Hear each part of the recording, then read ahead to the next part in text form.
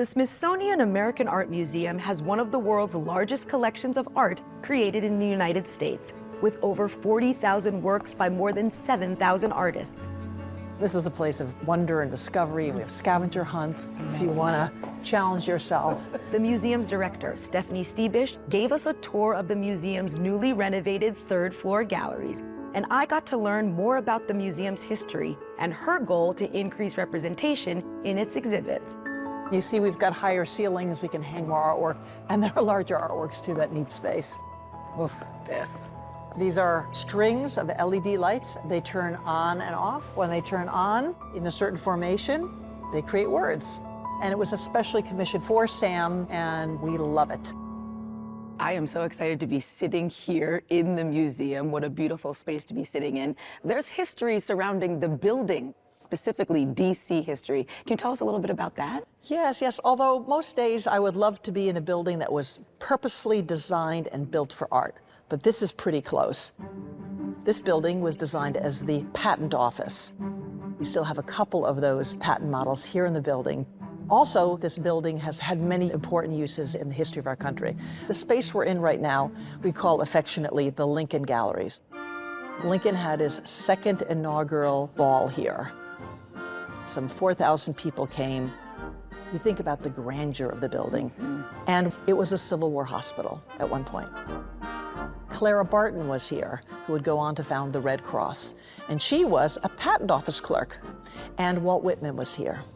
He was reading to the injured. He was helping people write letters.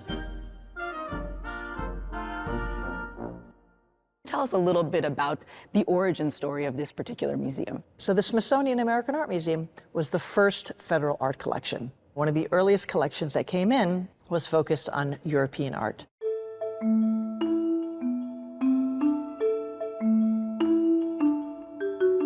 There was a belief, somewhat mistaken, that the great art was only in Europe. And as more collectors and more museums were established, our mission focused on American art. How does that transformation happen? Sometimes it takes time. It takes an awareness, a sense of nationalism. Also, it takes research, really finding those early American artists. As our country changes, we need to ensure that we are representing people in the galleries. We have deep holdings in African American art that reflects the community in which we sit. We have an Asian American art initiative. We've also made bigger efforts to add the work of Native American artists. We want to make sure that your story is told here.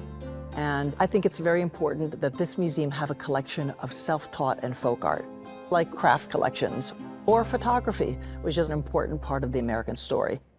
This is artwork by Hank Willis Thomas, one of the most exciting artists working today. And this piece is called Pledge, and it's an image of children saying the Pledge of Allegiance at the moment of Japanese internment. Wow. And he has a certain photographic process, so when you use your flash, the photograph pops out. I love that. Photography was a type of collection that museums disdained. So a lot of museums didn't start their photography collections until the 1970s. We've always been a little earlier, a little bit more advanced, and with a broader definition of art, particularly American art, in all its beautiful diversity.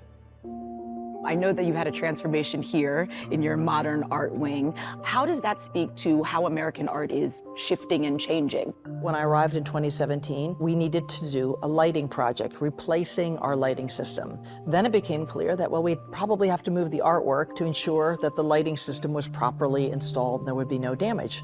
Well, then, if we're taking things off the wall, is this an opportunity to rethink how we're going to tell the story? For example, more work by women artists. That is an important story and development of the 20th century. There's a lot to love about Alma Thomas. And Red Azaleas, it's one of her largest works. No museum can touch us in the way we tell the story of the Washington, D.C. Color School. We are so deep in the work of Alma Thomas. We have some 36 works of her. She's an artist of great local acclaim, and when she passed away, she made a gift of many artworks to the museum, so she thought it was important that she be well represented here. I love this artwork. It's called Sky Cathedral. It's all black. It's a compilation of found materials. The legs of a table, back of a chair, and it's a woman artist.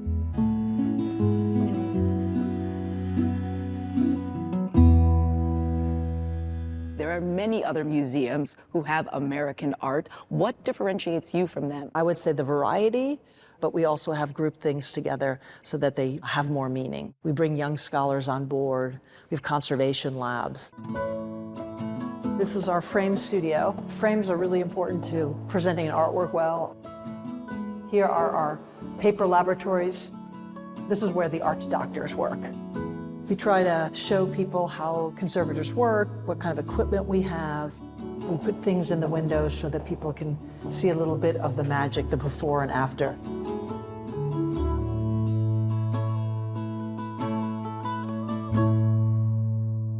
What are the words you say to folks who aren't museum goers to encourage them to take a minute to walk in? I sometimes say, do you need an art break? Right? It's like a spa moment. It's just a time in your day where we're going to look at something. We're not going to think about our schedules or our worries. But how does this artwork make me feel in this present moment?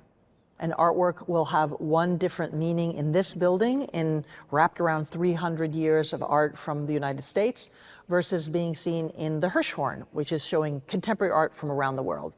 Every museum director thinks their museum is best. I'm feeling pretty confident that we lead in the story of American art. Stephanie, thank you so much for having us here. We have really enjoyed having this conversation with you. Thank you. You can see the renovated third floor for yourself, as well as special exhibitions and events at the Smithsonian American Art Museum at 8th and G Streets Northwest, near the Gallery Place Chinatown Metro stop. Check the website at americanart.si.edu for information on current and upcoming exhibitions. Hi, I'm Felicia Curry, host of WETA Arts. To get more ideas on what to see and do in the DC arts community, be sure to subscribe to our channel. Thank you for your support.